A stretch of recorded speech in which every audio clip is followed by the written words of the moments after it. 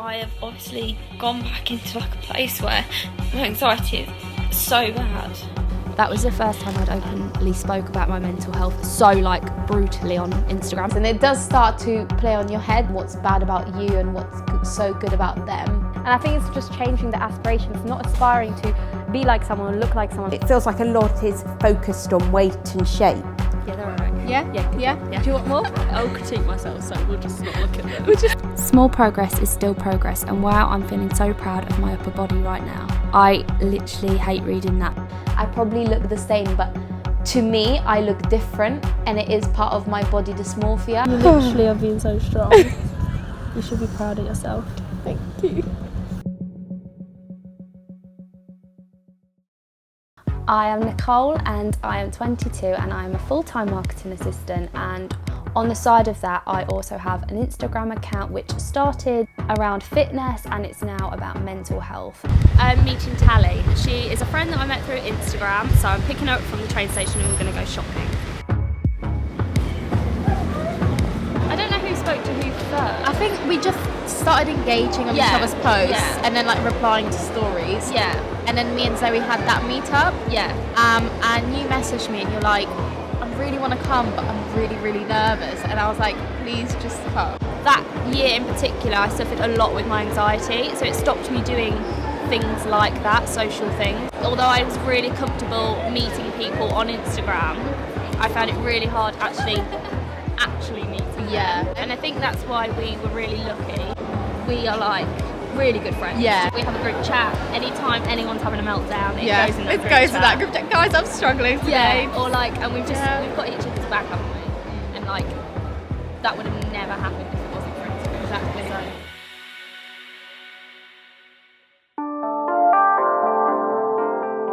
When I first was on Instagram, I was so obsessed with like... I'd always describe myself as a bit of a worrier. I've always kind of worried a lot about what people think of me, and I've tried to fit in and all that kind of thing growing up. But it was about a year and a half ago that those feelings started to be really heightened. When I went to the doctors about my anxiety, I was on a waiting list for a really long time, so I needed something to like fill that time before I obviously went for therapy, etc. So I started the gym and then I was like, oh okay, actually maybe I'll start talking a bit more about how it's helped me. I did that for quite a while, just being like quite a stereotypical fitness girl on Instagram, and now I kind of spend a lot of time trying to make awareness around those things that made me feel really crap at one time. I started my Instagram account to track my fitness progress and sort of I had a lot of goals that I wanted to achieve. When a lot of the Instagram accounts I started at the same time with, when they started booming, and I was like, how am I still on 5K? And it does start to play on your head why you're not good enough or why you're not growing as faster than what's bad about you and what's so good about them. So we are currently at Nightingale Hospital, about to go into a therapy session. I'm quite nervous because I haven't been to therapy in a few months, but I think it will be good to talk through a few different things and talk about my issues with Instagram and potentially find a solution. So Tali, perhaps you can tell me just a little bit about yourself first of all. I am 20 and I'm studying mathematics at UCL, and I work at Fitness First as a personal trainer. When I was younger, I started gaining a bit of weight and I started going to the gym. I still feel all the time that I'm not slim enough or not pretty enough, or I compare myself to other girls on Instagram or other personal trainers, and I'm like, why do I look like this? Progress with mental health takes a long time, 18 months and counting for me. In all of the above pictures, I remember having a panic attack, facing depression or feeling outrageously anxious at one time or another. Instagram is something that I spoke a lot about with my therapist, and there got a point where, you know, I felt really defined by how well my account was doing. You can have an account with 1,000 followers and get 100 likes on a post and feel like you are doing great, and then all of a sudden 100 likes on a post isn't good enough. She never kind of suggested that I didn't have Instagram, but she obviously offered lots of ways to work on being a people pleaser and having low self-esteem. Yeah, they're alright. Yeah? Yeah, good Yeah? one, yeah. Do you want more? No, that's fine. No, that's fine. I'm not going to I'll critique myself, so we'll just not look at them.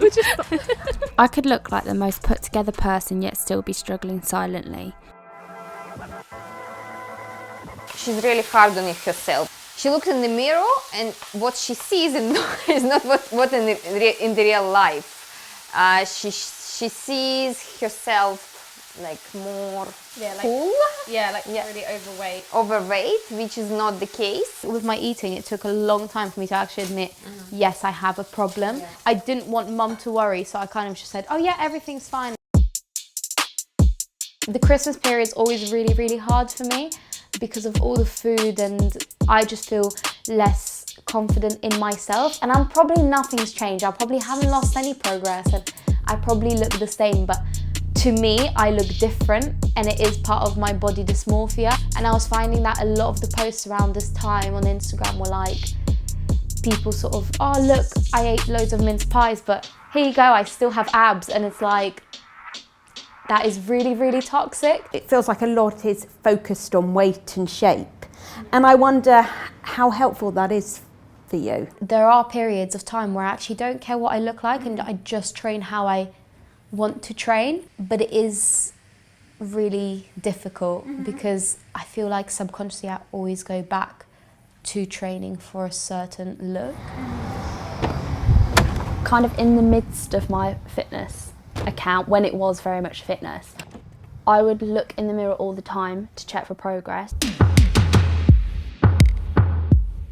I was trying to be a person I had created on this platform, which wasn't a lie, because at a time I loved fitness, but the problem was I got lost in a fitness extreme on Instagram, and because of that I didn't like myself. Small progress is still progress, and wow, I'm feeling so proud of my upper body right now. I literally hate reading that because I wasn't happy with my progress, I wasn't happy with my body, and this was a time where I just felt like I had to validate being into fitness with transformation posts. You said that you follow a lot of girls with particular bodies, is that right? They don't all have the same figures, but the main influencers tend to. For me personally, I end up comparing myself to the way they eat, or to the way they train, or to the way they look mainly. And my name's Flora. I'm a fitness blogger and Instagrammer. Tali, who is Flora for you? Yeah, I'm right here. I think for me, she's someone that I sort of aspire to because of how balanced she is with her lifestyle and with her fitness and with her eating, and it's something that I want to achieve one day. It's not all about looks, and I like to show that it is possible to still look fit and to still be fit whilst also eating a huge amount of food. It's all good in like theoretical when you say it, and I know I believe it as well because I do say it, but it's actually applying it. I recently started tracking macros again, and it's like I've gone back, I've done like a cycle, and it's just so hard to break out of it. That's where professional help comes in. I think it's impossible to get out of the cycle by yourself. And I think it's just changing the aspirations, not aspiring to be like someone or look like someone. Exactly, so then you can be the best person that you can be and not try and be someone else. Tali, do you compare your account with Flora's? Brutal! In terms of Instagram, obviously there's some pros for it, and I know you met your friend, didn't you, through it, but can you think about what might be realistic for you in terms of changing your relationship with it? I think I do need to start unfollowing certain accounts that are very not beneficial, and I shouldn't have to worry about what outcome it might bring. Last year I put a picture up about cellulite, and I remember getting like a few comments being like, you can't say that, you don't have it enough. I remember receiving the comments and being sat in bed and being like, oh my god, what is going on, what is going on? I remember going for a bath and just having a panic attack in the bath. I remember just recording how I felt, and I was really upset at the time That was the first time I'd openly spoke about my mental health so like brutally on Instagram. And then I like basically shared how like I just spent time with my dog after, and like how much that made me feel better. Although it was really beneficial to share how I felt, and that like obviously helped others, at the same time it probably wasn't the most beneficial thing I could have done for my mental health. I should have recognised that, okay, I'm having a bad day, I don't need to post on social media today. It's good that you've got the insight, this core belief, you know, I'm not good enough, and it may, or you may have already be helpful to explore where this comes from, and then to really, in everyday life, to challenge that idea. So is there any evidence that actually you might be good enough? I think it still does affect me, because I'm still in a place where my anxiety is still quite high and I'm still not confident in myself, and I think Instagram will only stop affecting me that way when I sort that out. Hello? Hi. Hiya, how are you? I'm good, thanks. How are you? I'm good, thank you. It's just been such a crazy day. How was your day at work though? Yeah, it was good. It was good. It's so busy now because it's obviously the last 2 months now before I go travelling. Yeah. So everything is just constantly really hectic. Like, We need to organise when we're seeing each other as well before Well, you go. I don't want you to go. no. I'm like, I'm going to have separation anxiety. I'll like have no Wi-Fi for a day and I'll have so many messages from you. Yeah, I'll be like, Nicole, where are you? We'll definitely try to plan a day though, hopefully. Yeah. I'm going to let you get some food and Yes. relax for the evening. I'll See you speak to you soon. See Bye. you later. Bye.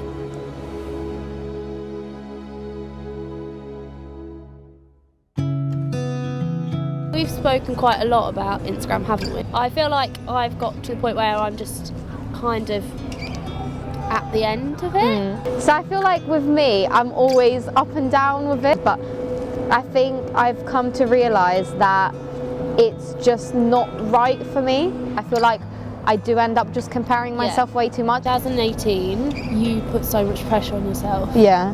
I feel like for all of us moving forward this year, we need to like take that pressure off. Yeah, it's just stopping worrying about other people and just stop worrying Going with what about we being feel is perfect. For Christmas, oh god, I'm gonna start. So for Christmas, my mum and my stepdad like wrote me a letter saying of everything that I've achieved this year. And then at the end of the letter, they sort of said, like, we know you still struggle and we want to help. And they've basically, Oh my god! and they've got me therapy sessions for Christmas to like help sort it out.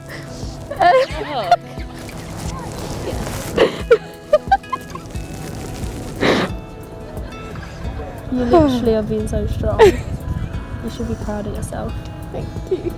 I need to call the therapist and I need to book in my sessions, but yeah. I'm so proud of you. Thank you. It's going to be weird because you were uploading for so long, so consistently. Every day for nearly 2 And like years. 2-3 times a day sometimes. Sometimes I felt so inspired that I just post loads, but Yeah. now I want to be disconnected, and I actually feel excited to not document everything and just focus on me.